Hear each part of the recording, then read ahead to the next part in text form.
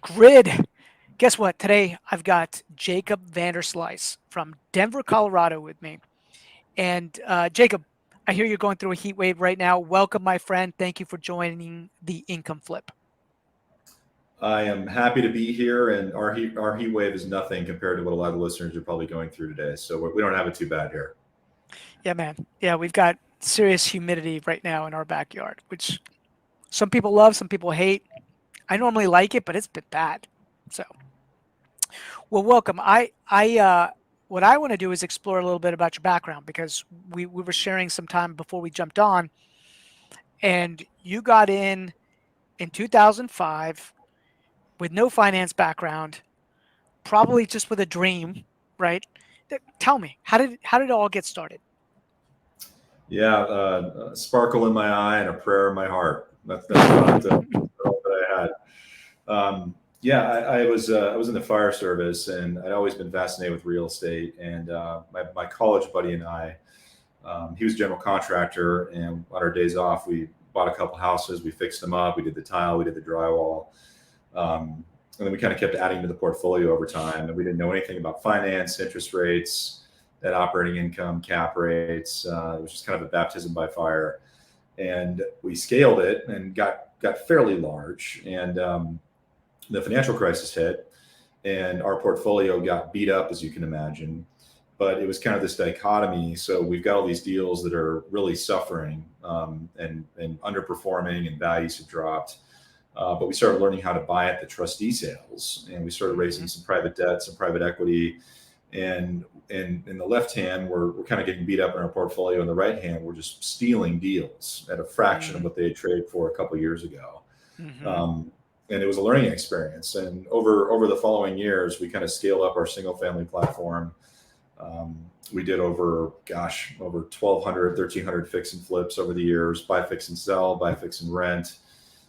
Did some townhome developments, some retail repositions. We did some multifamily. We covered a lot of bases in real estate. And then we got self storage in 2015.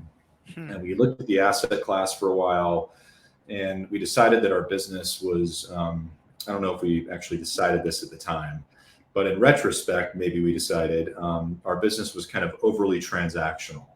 So we're having to find a deal, make it better, then sell it and do it over and over and over again to create wealth, build capital, and just to make money. And we concluded the storage business was kind of a shift in that thesis. It's got durable income streams, recurring revenue streams, it's downside protected. You're basically leasing out metal boxes to your customer base on month to month leases. So did our first deal in 2015, and it wasn't really an intentional shift from being a single family operator to a storage operator. It was kind of just like most organic decisions are, just try a deal out, see how it Mhm. goes. So we did another one, we did another one. And then over time, we evolved into being almost exclusively a self storage owner operator. And, and did you start the business with a business partner? I You did, said yeah. you said it was your friend from college. Is that right? Yeah, so he actually, we're still really good buddies. He went off on his own and started a big Okay. construction company, and he sold it a few years ago and had a liquidity event. But my first business partner, who's still one of my business partners, Aaron Westfall, he's the West in VanWest. I'm the Vanderslice, Hmm. is the Westfall. He joined me in about late '08 Mm. when the opportunity got really interesting. So he kind of missed the downside years, and joined me like right at the kind of the peak of the financial crisis. He was a software engineer at Qualcomm, and we were college. We were junior high buddies, high school buddies, college roommates. And they say don't work with your friends, but it worked out okay. And then our third partner, Wade Buxton, who really kind of brought our self storage strategy to the shop. He used to work for us mowing lawns. And Hmm. he got his real estate MBA at the University of Denver. His family owns a storage facility in California. And he's like, this is an asset class you guys should look at. And over time, we started doing deals together. We became partners. And then we brought on a fourth partner, John Sutterth, about 18 months ago. And he's been in the business for 9 years, and he leads our self storage development strategy. So I got three partners that I call my other three wives. Of And course. we've all got our personality conflicts, our moods, our different agendas, but through osmosis, it eventually works out. Well, I love that. And I love the fact, it really does. You need a talented team around you to build something that is special, right? And when I went on your website, I saw somebody that was very thoughtful when it came to technology and just building their brand, right? Um, and so I'm curious who's the driver of that, right? Who's the driver of your kind of like your back end platform Yeah, when it that's comes that's to? that's really on the tech side and finance side. That's mainly Westfall. Hmm. He's very detail oriented, and I would say far worse things about him if he was sitting here listening. But sometimes he can't see the forest to the trees. He only sees the tree, and he Sure. will stay all night to reconcile a nickel error in an income statement because he can't figure out what happened. So he is custom built a lot of the software platforms from the ground up that we use to manage our portfolio, report to our investors. We subscribe to some third-party services, but he's built all this stuff internally with a team of software developers that really helps our revenue management out, our underwriting, and our acquisitions. Wade is on the operations and acquisition side, so he's our main deal flow guy. Hmm. He's also running our operations team to make sure we're executing on our business plan. And then John, who has a ton of experience in the industry, he leads our development program. And development's a different animal, as you well know, between buying an existing asset versus building a new one. And Hmm. he's very good at navigating those challenges. So it's a Do good you crew. And I just hang out in my office and talk on Zoom all day. do you know Andrew Abernathy by any chance? I've heard the Abernathy name. Holdings. It rings a Yeah, bell. I can't storage. remember though. Yeah, he does storage development primarily in I want to say Arizona right now. And you guys, I'll connect both of you. You guys should know each other, right? Great. And by the way, here at Grid, we believe that it's the network, it's the relationships that you form with different investors. Just like you said, you know, you're you've met your business partner, your friends. Like these relationships take you places that sometimes just money can't. And we believe that the power is in the network, right? Agreed. So I want to go back and talk a little bit about when you had the single family platform, right? You guys are just doing transactional work. You obviously you were kind of shifting assets, right? You had these bad assets, and then you were buying the good assets. You were dollar cost averaging. That's another way to kind of look at it, right? Um, but making that transition sometimes can be really emotional for people. It's like they're so used to doing one thing, and then transitioning that and saying we're going to develop a new identity is not an easy process for a lot of people. What did you guys discuss, or was it easy for you? Right? Were you guys just like, hey, this just makes more sense? I'm curious as that mental transition that occurred. None of this has been easy. It's been a lot of fun, but none of it's been easy. And Hmm. really, the only deals that have been easy, I think, the home runs have kind of come down to luck and timing. And there's a story for execution. And I don't want to discount that we obviously we think we know what we're doing, but sometimes the home runs you hit are just market timing, right? Cap rates are Hmm. compressed, interest rates are down. But the transition really was, I would say, anytime we've kind of pivoted strategies, it's been exploratory initially. Mm. Like we'll try, and we have a lot of conflict about this in the office. I'm kind of the shiny object guy, and my partners are kind of stay in your lane, focus on one thing. And I mentioned osmosis earlier, and eventually it kind of all works itself out. But the transition was very slow. The first storage deal we bought, so we were doing all these single family deals, and I mentioned we were doing some townhome development for sale, townhome development. We did a lot of adaptive reuse retail, and that was kind of our Hmm. first foray into commercial. And I'll answer your question in a moment. But we would take these really cool old buildings that were 100 plus years old, brick bomb house, bomb shelters, and demise them and make them beautiful again and put brewery tenants in there, restaurant tenants, yoga studios. But like the single family business, at least in our experience, it was hard to scale that. And people always talk about scale's better, scale's better. Well, that's true to a degree. But you can only find so many cool old busted buildings in a given MSA and Hmm. reposition them and convert them to retail. So that's kind of how we cut our teeth in commercial is we were sort of I wouldn't say we were transitioning out of residential. We were just adding another line of business kind of slowly over time. Mm-hmm. And then self-storage came into play in the same way that our retail repositions did. Let's try a deal out. And the evolution really was, okay, let's try a deal. We raised some capital. We hired a third party to management. We did another one. We did about 8 that way.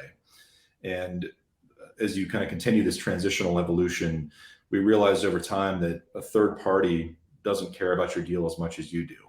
So Mm-hmm. we formed our own management platform. And that was kind of our next evolution to being primarily a storage operator. We started self-managing the new deals we were buying. And then eventually we took the deals that we had managed with the REIT partners back from the REITs and started self-managing those. And then as we were building this, just the natural evolution was kind of creating a brand around our self-storage management platform, but also a brand around raising capital for our different syndications and fund vehicles. Mm-hmm. And the evolution was slow, but eventually we transitioned to where we are today, which is a self-storage owner operator. Well, it's interesting. You say slow, but it's all relative. I look at what you've done on the storage side front since 2015, and that's relatively fast when you think about it, right? It's fast. I mean, it's interesting. I think part of it is I've got a little girl that's 21 now. I'm like, man, how did that happen? Like, Right. like that's crazy. Like, it just time moves pretty fast. Um, and when I look at somebody that's got into the business 2005, kind of then repositioned the business again a decade later, right? Um, yeah, you're coming up on 2 decades, right? You're coming up on that, It's and crazy to think about that. I know, which is crazy, but you're just getting started, right? When you think about it, it's like you guys now under. Well, I'm kind of projecting, but I would imagine you guys are like, okay, we understand the lane that we want to play in moving forward, and how we add value, right? Moving from kind of this transactional side to what I would almost call like a transformational side, right? In our language, we call that the income flip. Like, people, like, when we first get into the business, we gotta pay the bills, right?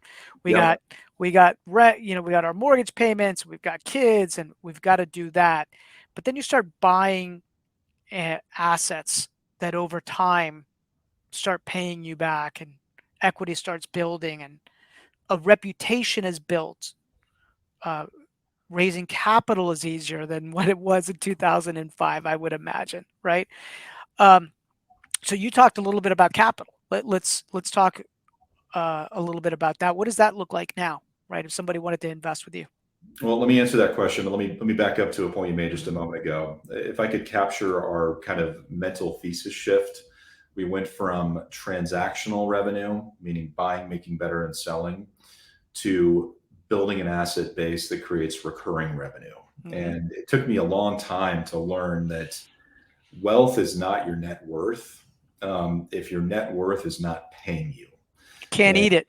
I always you say can't that. beat it. Yeah, it's like if someone deeded you a $10 million mansion, free and clear, and you've got property taxes, you've got the groundskeeping crew, you've got the utility bills. You're feeding that beast that's not doing anything for you. The only way to monetize that $10 million asset is to sell it or put debt on it and go deploy it somewhere that creates cash flow. So it took us a while to kind of figure that out, many years. I mean, we were making Mm-hmm. money trading in and out of deals. But that thesis, I think, is going to serve us well as the market shifts. If we don't have to sell, or we don't tend to sell, it doesn't matter what the property's worth. As long as you don't have a debt maturity issue, you've got recurring revenue streams coming in. There's a lot of debt maturity issues going on right now in the commercial space. There are, and we can segue into that. But to answer your question about Mm-hmm. capital, so there's, as a lot of the listeners here probably know, there's a variety of different ways to invest in private real estate vehicles. Two of the main food groups, you've got syndications, which is typically a single asset. It's one LLC. The sponsor raises capital, buys a deal, makes distributions, eventually sells. And you've got a fund, and a fund structurally is pretty similar to a syndication, but a fund is a collection of assets. It's almost like you're buying into a mutual fund of that asset class versus buying one stock in that asset class. So we do both. We do our development deals and single asset syndications.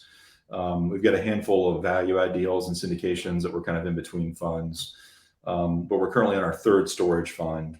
Let me think here, we're just over about 300 million in assets under management between all the syndications funds. And our funds really are focused on buying existing storage facilities that we can add value to with capital improvements, but mainly operational efficiencies. And to kind of tie this into the debt maturity point that we touched on a moment ago, we're seeing a substantially reduced amount of transaction volume compared to a year ago. Fewer deals are trading, but the deals that we are getting have more attractive pricing and, all things being equal, more attractive targeted returns. And I think a big component of that are all the debt maturity issues that are out there. And these debt maturity issues, I think they transcend asset classes. It's not just storage, it's multifamily, industrial, you name it. But a lot of operators got into floating rate debt 2 years ago at a 2.5% rate, and they stretched their model up to a 4 on year 2. We're gonna stress up to a 4, maybe 4.5 to be conservative. We're gonna hit our net operating income growth projections.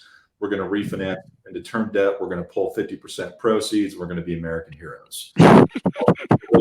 Those floating rate loans, depending on what your spread was, your interest rate has probably gone from 2.5% to maybe close to 8 if you didn't buy a rate cap, and you might have hit your NOI growth targets and maybe even exceeded them, but your revenue did not grow nearly as fast as your cost of capital. So now you're staring a debt maturity in the face. What are your options? Well, let's say you want to refinance. You don't want to sell yet. Well, lenders have pulled back their proceeds. They've reduced generally their loan to cost, and obviously interest rates are a lot higher. So you're in a position where you can refi, but you have to call your investors up to bring capital to the table. Or your other option, which is not fun to do. Thankfully, we've never had to do that. Hopefully we don't, but that's not a fun call to make, and it's not a fun call to receive on the investor side. So you can refi and bring cash to the table, or you can sell. Well, the valuation that you want is probably the valuation that you had a year or two ago. And the buyers looking at your deal are looking at their model and their spreadsheet, and they're having the same debt problem that you are in your refinance. They're saying, dude, I can't pay you this price because my interest rate's going to be a 7 and I'm only getting 55% proceeds from my bank. We'll take a lot less. So it's a complicated environment right now.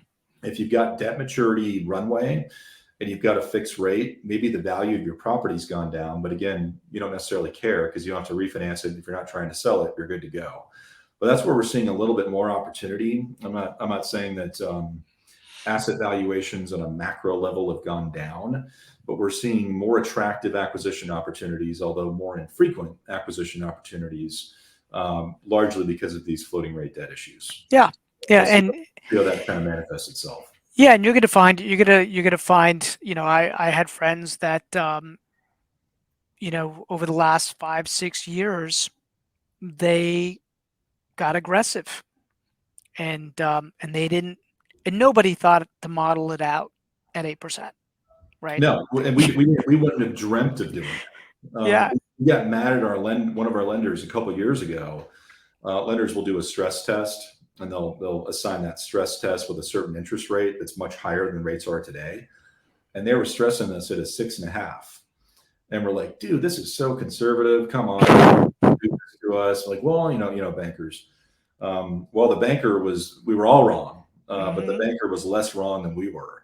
But yeah, no one dreamt. I mean, we all knew rates were low. We all knew rates were going to go up, obviously, but none of us could have comprehended how fast this has happened.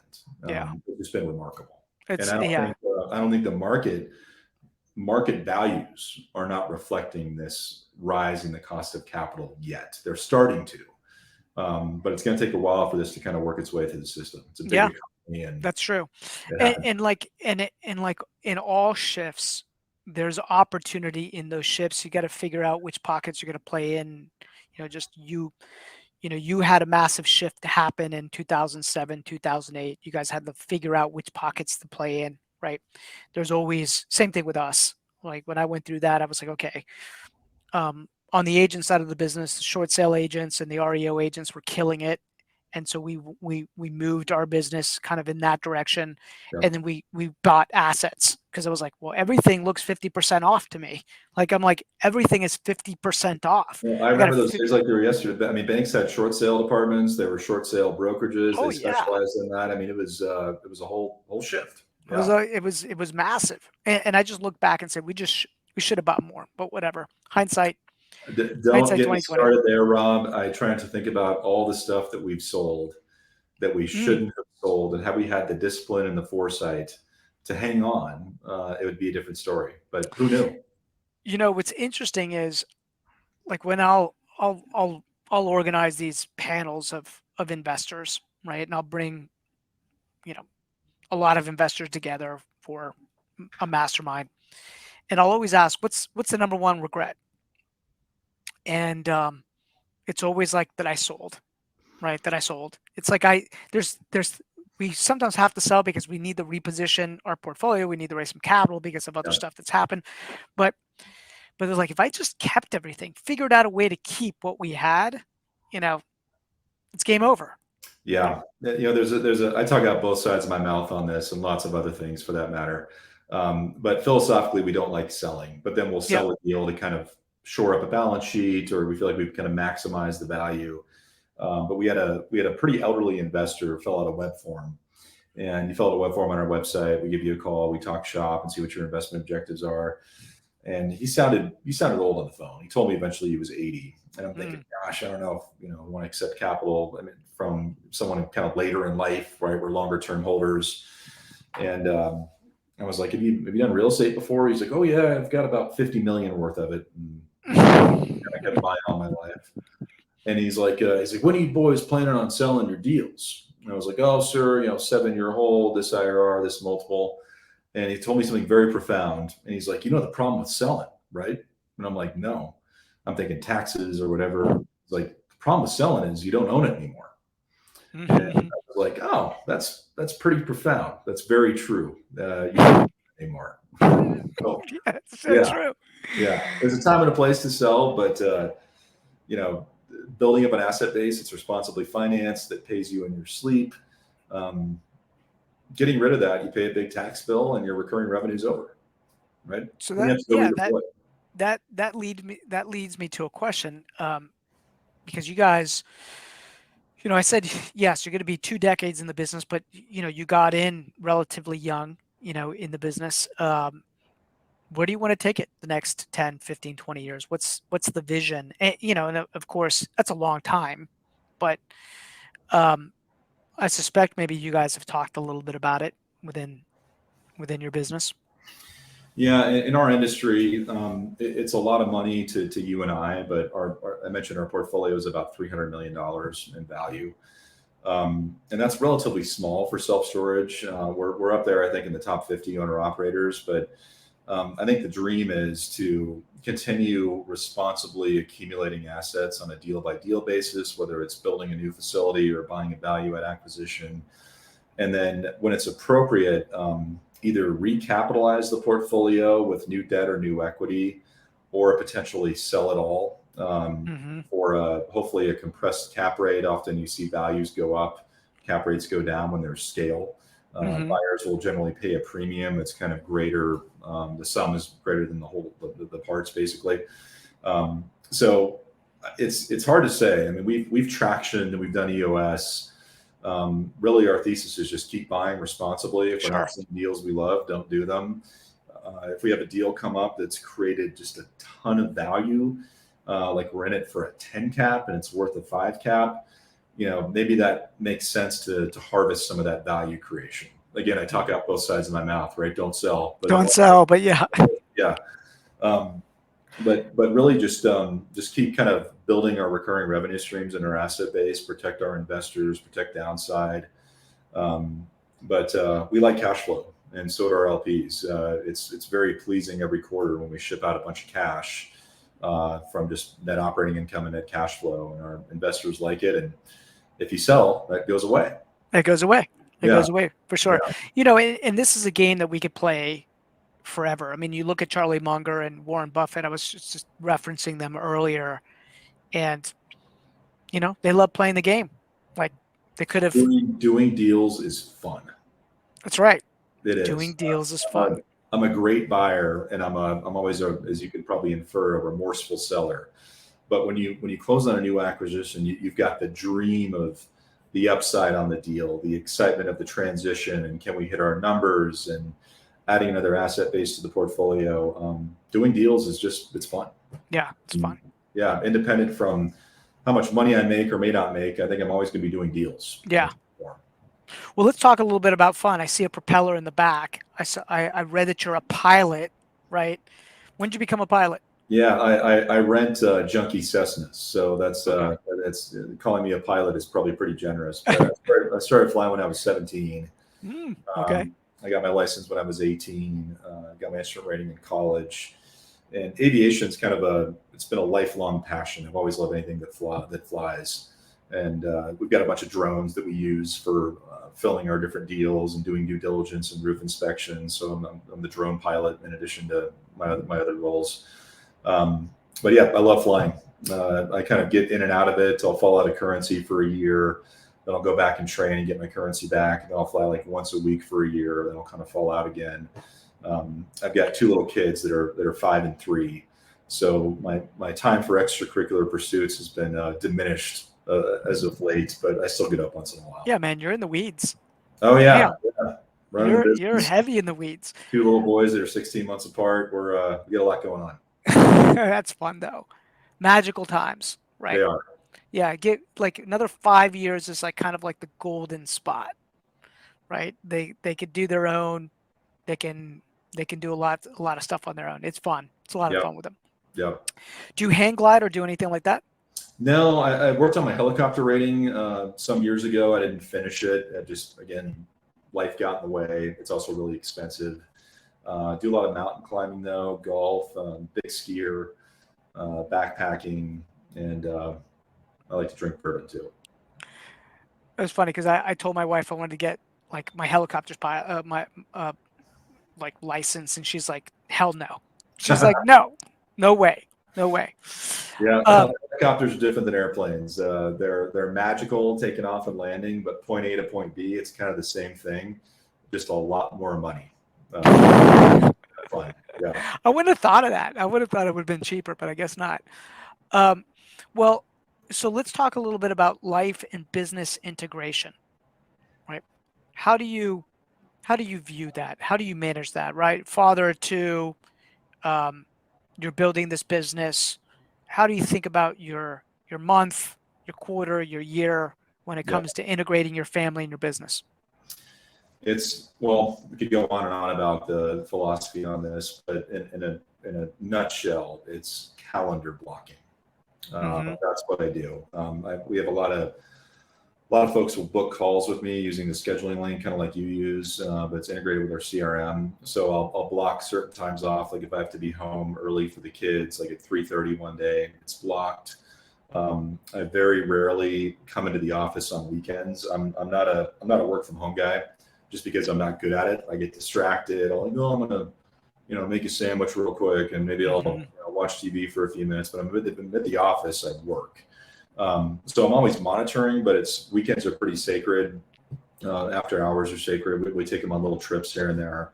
But balancing family and a business is a challenge. And that's one of the reasons that we want to keep increasing these recurring revenue streams.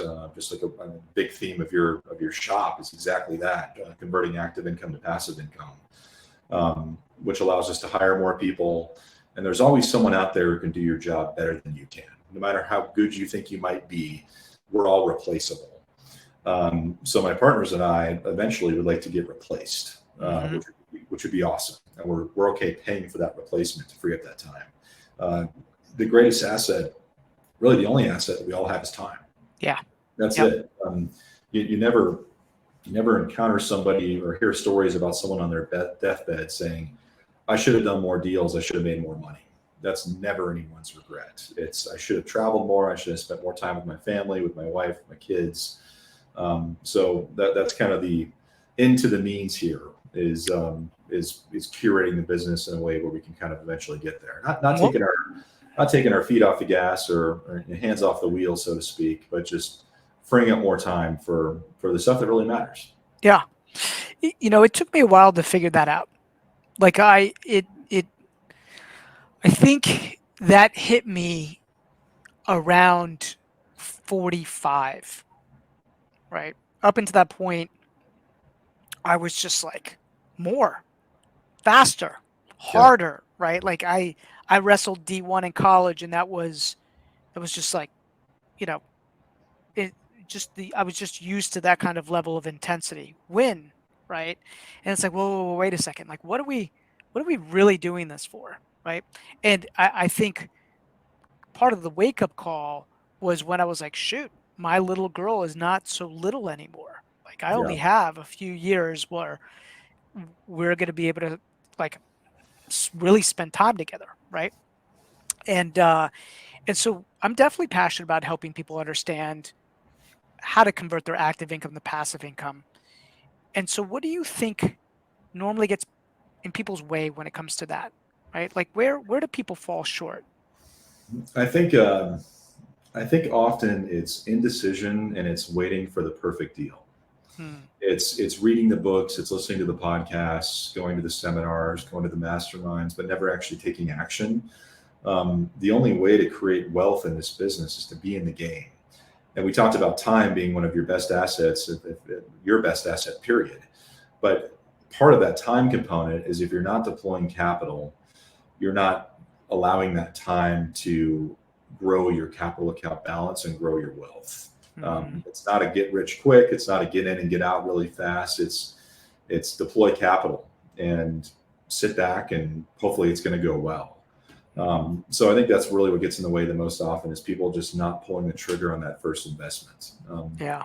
We have a lot of investors who are in 25 or 30 different syndications and funds. Like they've been at the game for a while. We have other investors where it's their first limited partner investment. And taking that step of signing documents and wiring someone your money is a big step. And that's tough. But once you do it for the first time and you start to see distributions, you start to see reporting, and the sponsor calls you back when you have your first question after you funded, you start to Hmm. realize, oh, maybe this actually works. And it doesn't Hmm. work all the time, especially lately. The tide's going out for a lot of folks, just with all the different challenges we described earlier. But I think just inaction is what gets in people's way the most. Hmm. Yeah, and they don't allow time to kind of take care of it, right? They just gotta get in the game, right? Yeah, yeah. I'm not a big Tony Robbins guy necessarily, but one quote I like of his is the road of someday leads to the town of nowhere. Yeah. Yeah, I think that's it. I'm not exactly sure if that's the right quote, but Well, you know what? paraphrase. What I'm sure somebody could look at you and say, "Well, okay, that's easy for you, Jacob, because you got your pilot's license at 17. You're a firefighter, right? Like, you definitely sound like somebody that just said, "Okay, I'm gonna go do stuff," right? I when did you? I mean, how old were you when you guys started the investment business? Uh, we bought our first rental property when I was 22. Yeah, right. Yeah. Okay. So what was it that you were like, okay, this is the did you grow up in an entrepreneurial household? Did you see somebody do it? Like, what Yeah, spurred that action? it was more of the latter. So a really close family friend of ours, I remember he's been an investor of ours. He's a great guy, but he did a lot of residential investing, and he had this huge place in a mountain town in Colorado called Breckenridge, and we were up there skiing with him in probably like 2003. And at the time, he's on this kind of janky Windows touchscreen phone, kind of when smartphones first came out, Mhm. and he was typing out an email. He was talking on the phone here and there in the chairlift. And I was like, "What's going on?" He's like, "Oh, we're just closing the deal today." I was talking to the title company, and I started talking to him more about his business and what he did, and I was just fascinated by it. And Mhm. dude, how do we get started? He's like, "Yeah, you got to go buy a deal. That's it. You go out and buy a deal. I'll give you some guidance and kind of tell you some pitfalls to think about, like financing and assumptions and all that." But I was kind of enamored by being an entrepreneur in real estate. I've always liked hard assets. I'm not that smart. I can understand a house or a storage facility. I can't understand Mhm. stocks or bonds. So that was really kind of the crux of the getting into the business. And for better or for worse, I often kind of jump head first. So jumped head first into single family and kept going. And so if you, I mean, I'm assuming that you like storage more than single family, right? You guys could have gone the multifamily route, right? You could have kind of, I've seen people make the transition from like buying and fixing houses to then buying rentals, duplexes, then scaling those duplexes into, kind of the multifamily side. I mean, you guys went storage, right? Yeah, we did a fair amount of apartment deals over the Mm. years, but again, we traded out of those, and we shouldn't have, right? Who knew how good it was going to get? Um, but yeah, storage we just concluded was it was downside protected. I mean, we've been waiting on a downturn Oh since yeah, I would say 12, 13, yeah, 14. We thought, man, values have really run back up, and there's a lot of multifamily construction. There's got to be something that's going to break loose here soon. And like we often are, we were wrong, right? Just kept going. Then COVID hit, and we thought, I hate to even bring up COVID, but sure, yeah, we're all past that. At least I am. But that we're sitting in the office in March of 20, and we're thinking, we know what we're doing. We've got a fair amount of capital backing us. We're going to clean up, right? The mm, world is going to go on sale. We're going to buy everything just like we did in 2008, but we didn't know much in '08, but now we do. And mm, went the opposite direction, right? The run up in values was not only unprecedented, but it was irrational and untenable. mm-hmm. Um, and now things have kind of moderated. They haven't necessarily gone down, but they're certainly not going up a lot. It's certainly not like they were. So we've been waiting for a downturn that's never come. Maybe a downturn's coming here in Q4. This elusive recession we've been hearing about. I've got a screenshot on my phone from the Drudge Report website from a year ago in red font and like a big stop sign: recession imminent, recession looming. And here we are, right? Yep. Job growth is through the roof. The stock market's gone way up the last week. Unemployment's low. We'll see what happens, but there's a Well, down. Well, it's interesting because 2012, 2013, I think one of my biggest regrets was that I was like, I stopped buying. I was like, it's it's right around the corner. This thing is, I think maybe I had PTSD from 2008, oh yeah, 2009, me and I too. bought, I still do. yeah, Yeah, and I bought things at such cheap prices that by 2012, 2013, I remember my best friend started buying around 2013 for the first time. And like he was really more of a stock guy, and then he started kind of buying. And I remember thinking, dude, you're like, you missed it. You yeah, missed it, right? And then here we are now, and I'm like, shit, they just never came, right? Like, no, and when COVID hit, I had the opposite. I was like, oh shit, we're in trouble. Who the hell's gonna buy a house during this thing, right? I'm like, we're screwed. Our infrastructure cost is massive. And then it was like it was like a match off to the races, right? Like we sold more than we'd ever sold before. And so now I'm like, okay, um, let's be vigilant about what's going to really happen over the next 2, 3, 4, 5 years. And I'm like, I keep thinking that we're protected on the residential side because there's just no inventory. And I think that commercial office is probably the most vulnerable asset class out there. But what the hell do I know? Like I I haven't been right all along. And so it's one of these things where I'm just like, okay, let's just be cautious with the amount of debt that we take on. Let's strategically buy things that make sense that we can cash flow today. Definitely, I regret not buying as much as I did, in 20 from 2012 to really 2018, 2019. yep. So I'm like, I'm just going to start buying more, right? Things that make sense. Yeah, And then I think deal fundamentals are what matters most. We have a yep, lot of our investors call us up and they'll ask, what should I do right now? Should I sit on cash? Should I wait to till things devalue a bunch and then kind of jump in the market? And we don't have a strong answer to that. But the problem with thinking that way is, number one, you're suggesting you can time the market. yeah, And in my experience, and I'm sure yours too, you don't know you're in the trough until a year later, mm-hmm, right? Maybe mm-hmm, even 2 years later. You certainly don't know you're in it when you're in it. You feel like it's a falling knife. There's more to go. Let's be careful. Let's turn capital. So you can't time the market. And secondly, that also assumes there's going to be a downturn, right? There may not be. It could just be a rational moderation of value increases. The values go up just at a lower rate. Interest rates might come back down to earth, at least somewhat, maybe by the end of next year. So you assume you can time the market, and you assume there's going to be a trough. You can't time the market, and you're not going to know you're in the trough until way in the rearview mirror. So what do? Well, there's not a good time to buy, and there's not a bad time to buy it. There are just good deals, and there are bad deals. And you can make money in the most buoyant, irrationally increasing market, and you can make money when the wheels are coming off the bus if you just stick to fundamentals. Yeah, it's just cash flow, right? It goes back to the whole conversation of we can't eat net worth, but what we can really rely on is the cash flow, right? And then mitigate the risk by just kind of understanding like how long is that debt out there for, is it going to adjust? We've been buying a lot of properties sub 2, so subject to the existing financing that's there. We got some of those too in our portfolio from years ago. Those have been just home runs. Yeah. And so it's interesting. It's like, okay, we're just going to be more opportunistic and make sure that we were just buying things from day one that we can cash flow, right? Yep. Well, if people wanted to learn more about investing in storage units, right, and learning more about your business, do they go to your site? Like, what's the best way to get it? Yeah, they can go to our website, VanWestPartners.com, or they can email me, Jacob@VanWestPartners.com, or they can hit me on LinkedIn, Jacob Vanderslice.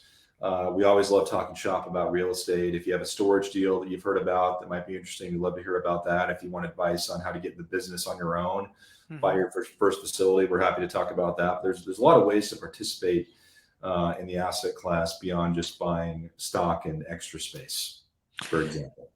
I've got a question around that, right? Because having a thesis around buying storage, right? Like there's a thesis around buying storage, but then there's a thesis around where you're going to be buying storage and why you're going to be buying there, and like what the actual buy box looks like for you guys, right?